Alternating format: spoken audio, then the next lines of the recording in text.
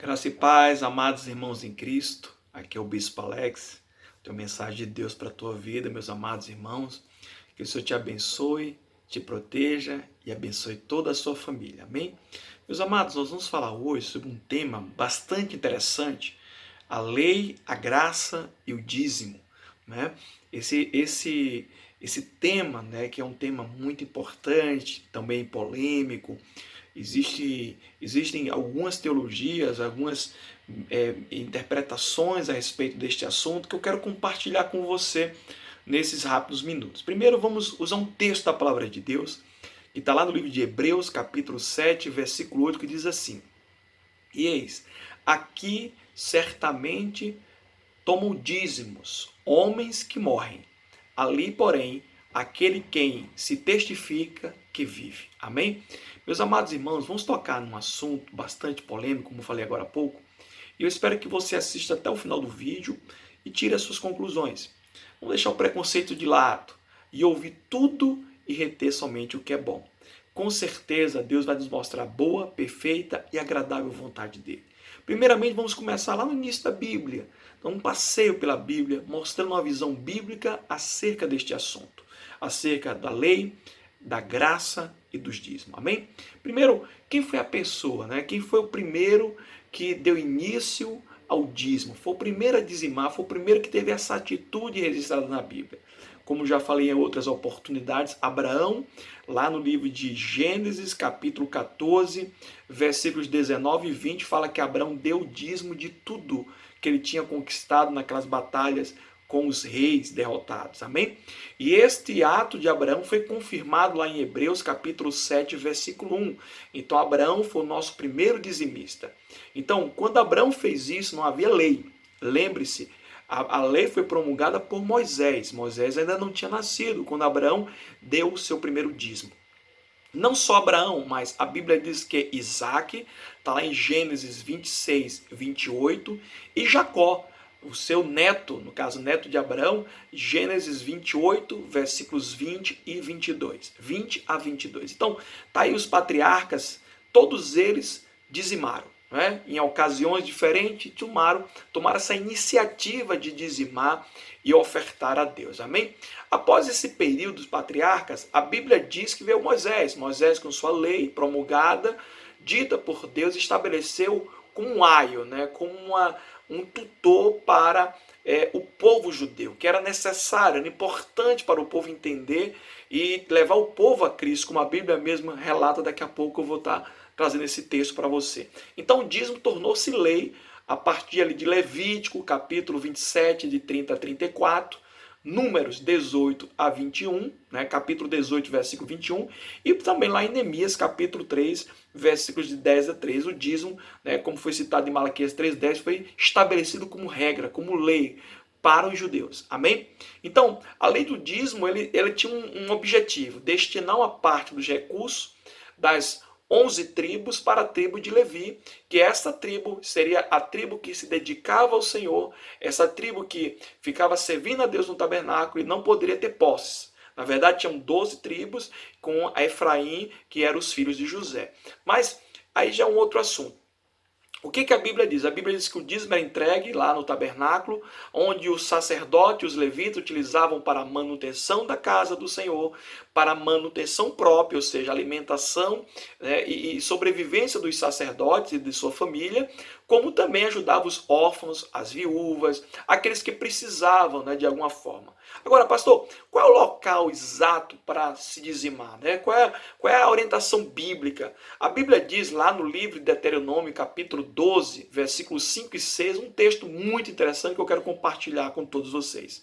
Mas o lugar que o Senhor vosso Deus escolher de todas as vossas tribos para ali pôr o seu nome, buscareis para a habitação e ali vireis.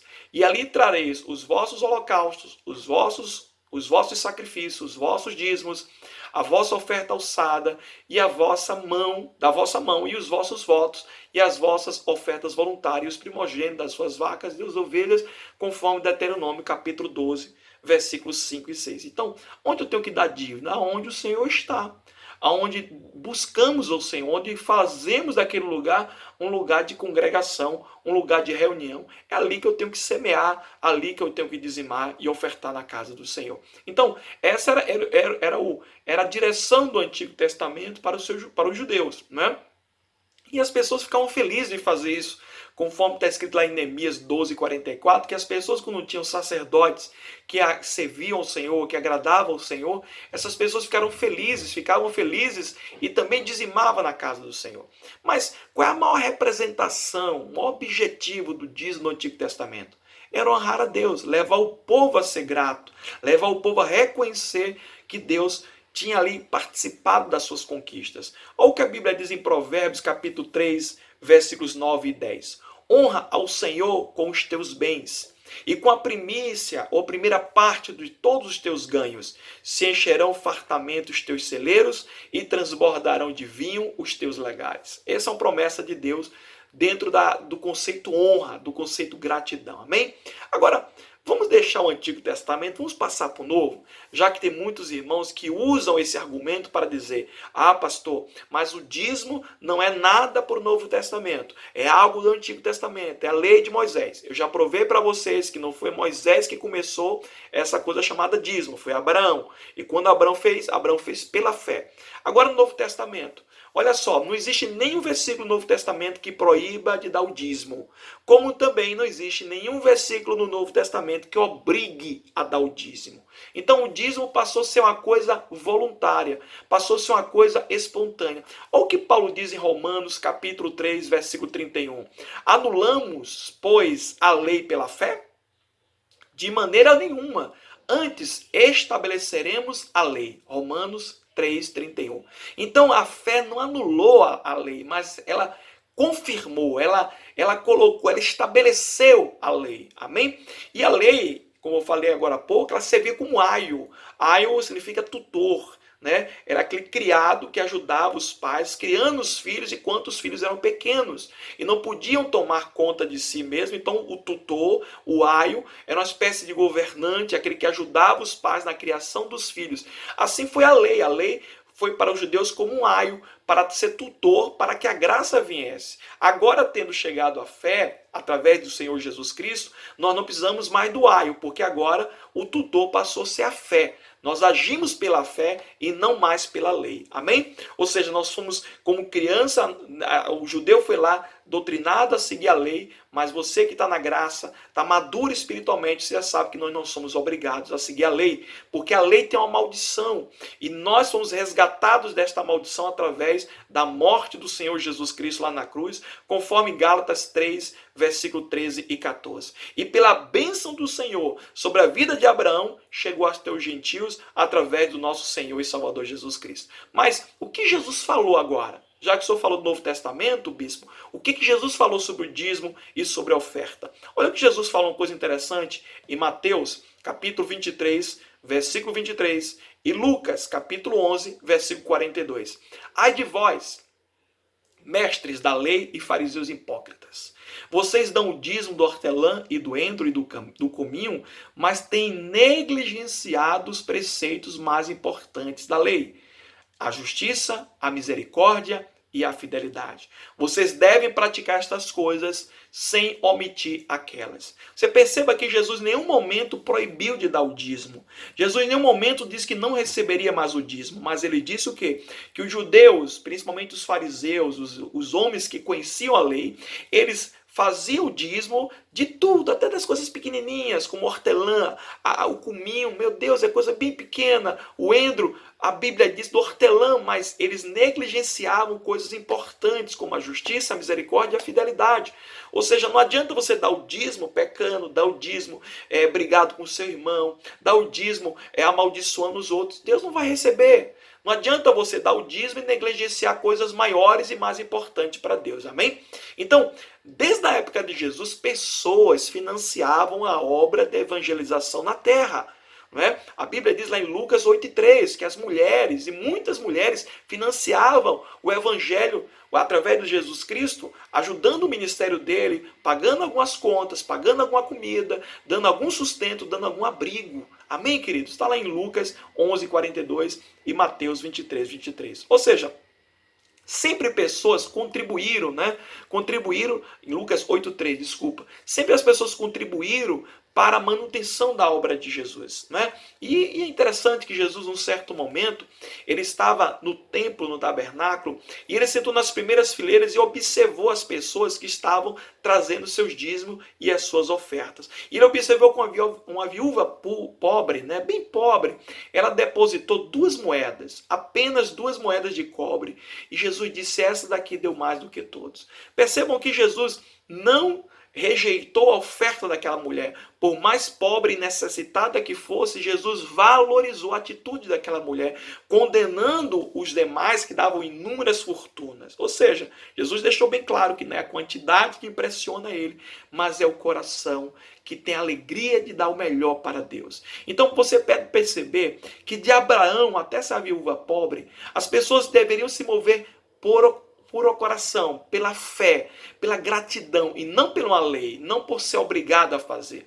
Nesse texto, nesse mesmo capítulo aí de Marcos 12:41 a 44, um pouquinho antes, do 38 ao 40, Jesus condena os judeus, os avarentos líderes que iam para as casas das viúvas e devorava tudo, comia toda a comida, destruía tudo, pegava todo o dinheiro dela e faziam grandes orações mostrando que eles eram pessoas espirituais, pessoas enviadas por Deus, e as viúvas que não tinham muita coisa, tinham ali que repartir o pouco que tinha, devorado por aqueles líderes avarentos. É a representação hoje de muitos líderes que não se importam com a situação da condição daquela mulher. Mas perceba 2 situações. Jesus condenou os líderes por irem na casa da viúva, mas não condenou a oferta da viúva. Ou seja, eu não tenho que ir na sua casa para lhe cobrar o dízimo. Eu não tenho que ir na casa dos necessitados. Eu não tenho que cobrar de ninguém dízimo. Isso é algo voluntário, cada um faz o que quer, da forma que quer e com o seu coração. O dinheiro é seu, você oferta e dizima como você quer. Tendo em vista que você não está fazendo isso para a igreja, mas está fazendo para Deus. É isso que Jesus quis dizer para os discípulos: olha, eu não quero que vocês vá atrás das pessoas, pegando o dízimo dessas pessoas, devorando tudo na casa das pessoas. Deixa elas serem voluntárias. Deixa elas fazer isso com o coração. Porque quem vai fazer isso e devorando a casa das pessoas, destruindo, né, o pouco que tem, não está sendo dirigido pelo Senhor. As contribuições, irmãos, no Novo Testamento, elas eram administradas pelos líderes. Está lá em Atos 4:34 e 35. Quando as pessoas vinham e depositavam nos pés dos apóstolos as suas contribuições e as suas ofertas, os seus dízimos, não deixando que o seu coração dirigisse o que eles deviam fazer, mas somente o ato de dar. O ato de conduzir o que vai ser pago, o que vai ser feito, ficaria a cargo daqueles homens que eles reconheciam autoridades espirituais sobre a vida deles. Amém, queridos? Então, vejam bem que isso fazia parte do contexto de Jesus Cristo, fazia parte do contexto dos apóstolos, e o apóstolo Paulo trouxe inúmeras palavras sobre isso. Eu quero concluir dizendo que Paulo orientava os cristãos lá de 1 Coríntios, capítulo 16, versículos 1 e 2, que fizessem coletas antes da chegada dele. Paulo falava sobre o sustento da igreja. Inclusive, ele foi muito claro e enfático a respeito daqueles que sobrevivem da obra, daquelas pessoas que devem comer da obra do Senhor, viver de acordo, sabe, com aquilo que está sendo ofertado na igreja. Lá em 1 Coríntios, capítulo 9, versículos 13 e 14, ele diz assim: vocês não sabem que aqueles que trabalham no templo alimentam-se das coisas do templo, e os que recebem diante do altar participam do que é oferecido ao altar? Da mesma forma, o Senhor ordenou aqueles que pregam o evangelho que vivam do evangelho. Paulo lembrou ao povo de Coríntios que lá no Antigo Testamento, os levitas e os sacerdotes que comiam do tabernáculo, recebiam doações daqueles que ofertavam e dizimavam. E agora ele diz assim, e agora no evangelho também não é assim? No evangelho também não é assim? Ou seja, aqueles que dizem, mas foi na época foi na época da lei, nós estamos na graça. Sim, mas na graça Paulo está dizendo, no evangelho, não viva do evangelho. Será que não tem nenhum pregador que vive? Não estou falando desses salafrados, desse pessoal aí que prega o evangelho, mas vive uma vida em cima da riqueza, em cima do patrimônio, sabe, de crescer o financeiro, como os pregadores da teologia da prosperidade. Não, estou falando daqueles homens e mulheres que servem a Deus com dignidade, com amor, que deixaram seus trabalhos, que abriram mão de suas carreiras, que pediram demissão de empresas para ficar dentro de igreja servindo ao Senhor e abençoando o povo. Então essas pessoas merecem dupla honra, como a Bíblia fala. A Bíblia fala que essas pessoas que vivem do evangelho devem sobreviver do evangelho. Está lá em 1 Coríntios, capítulo 9, versículo 13 e 14. Está na Bíblia. Na graça, irmãos, nada é limitado. O amor faz com que a gente faça mais do que se perde. Lá em Mateus, Jesus ensina exatamente sobre isso, Mateus 18, 21, 22, que o perdão era algo tão limitado pelos judeus, somente 7 vezes, mas Jesus disse, olha, 70 vezes 7, faça melhor, faça maior.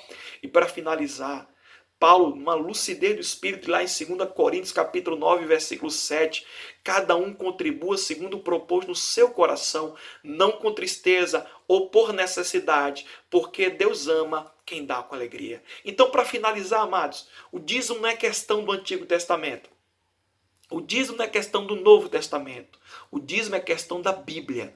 Porque o primeiro que colocou o dízimo, que fez o dízimo, não fez por base da lei, mas fez pela base da fé. Através da fé, ele teve atitude e dizimou. E se você olhar bem no Novo Testamento, continuaram as contribuições, as ajudas na igreja, para Paulo, para os apóstolos, para aqueles que serviam ao Senhor. Entretanto, irmãos, nós sabemos do tempo difícil que estamos passando e queremos entender, estaremos orando por todos vocês. Mas vocês também têm que perceber uma coisa, a obra de Deus não pode parar. E quem sustenta essa obra sou eu e você. Somos nós que sustentamos essa obra de Deus. Somos nós que mantemos a obra de Deus funcionando. Então, se você quiser contribuir, ofertar, depois desse vídeo eu vou deixar um post aí com as nossas contas e você pode semear com amor, com o seu coração, como a Bíblia diz, não com tristeza, mas com alegria, porque Deus ama quem dá com alegria. Que Deus abençoe todos vocês. Eu quero orar por vocês agora. Pai Celestial, Pai querido, Pai amado, muito obrigado pela tua maravilhosa palavra, que nos alertou, Senhor, que ser grato e investir na tua obra, meu Deus, que o Senhor vai fazer a gente colher, conforme a tua palavra diz, que o homem colherá aquilo que semear. E nós queremos, Senhor, que o Senhor vai fazer, meu Deus, colher na vida dos teus filhos desse ano profético de colheita, um ano de prosperidade e provisão na vida da tua igreja, na vida dos teus filhos. Nós queremos, Senhor, que esta crise vai passar e que muitos irmãos que estão desempregados, as portas serão abertas, aqueles que estão passando por necessidade serão abençoados pelo teu poder e pela tua graça. Pai, te louvamos por este momento, te agradecemos por este momento na tua presença. Senhor, faz mover o coração deste povo e abençoa este povo para a glória do teu nome. Pai, esta é a nossa oração, em nome do Senhor Jesus. Amém. E graças a Deus. Deus abençoe vocês, meus amados. Fica com Deus. Qualquer dúvida, pode falar comigo em particular, que eu te dou esses textos e a gente pode compartilhar um pouco da palavra de Deus. Um grande abraço. Fique com Deus e fique com o Senhor. Paz, shalom. Fica com o Senhor. Deus te abençoe.